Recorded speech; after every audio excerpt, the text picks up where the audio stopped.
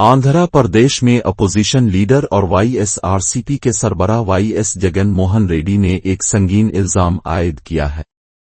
जगन मोहन रेड्डी ने कहा कि हिंदूपुर के एमएलए नंदमोरी बालाकृष्णा बिलवा असेंबली में नशे की हालत में आए थे।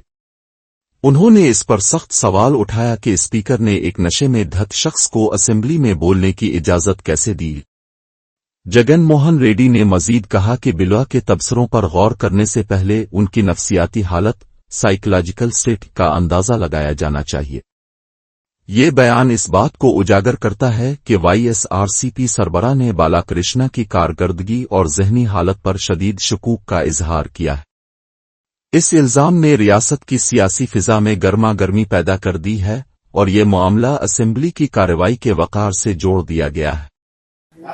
ఈ అసెంబ్లీ ఇష్యూ అయిన తర్వాత చిరంజీవి గారు ఒక ప్రెస్ ఇష్యూ రిలీజ్ చేశారనమాట. So no one insulted me, in fact నేను మీటింగ్ జగన్ అని. సో జగన్ గారు నన్ను ఇన్సల్ట్ చేయలేదని చెప్పేసి చిరంజీవి గారు on record he release a press statement. So ఆ తర్వాత పవన్ కళ్యాణ్ గారు దీన్ని చాలా హైలైట్ చేశారు, మా అన్నని అవమానించారని చెప్పేసి entire film industry was complete against you. Anything to tell about this? ఏం జరిగింది ఆ రోజు? So what made the completely portraying you in wrong way? పని పాట లేని కాన్వర్జేషన్ను బాలకృష్ణ అనే వ్యక్తి తీసుకొచ్చాడు అసెంబ్లీలో. అసలు ఆయన మాట్లాడాల్సింది ఏంది?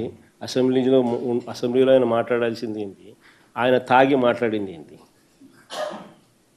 అసలు తాగినోని అసెంబ్లీకి తీసుకొని అసెంబ్లీలో మాట్లాడిచ్చే కార్యక్రమం చేస్తున్నారు అని అంటే స్పీకర్కి బుద్ధి లేదు.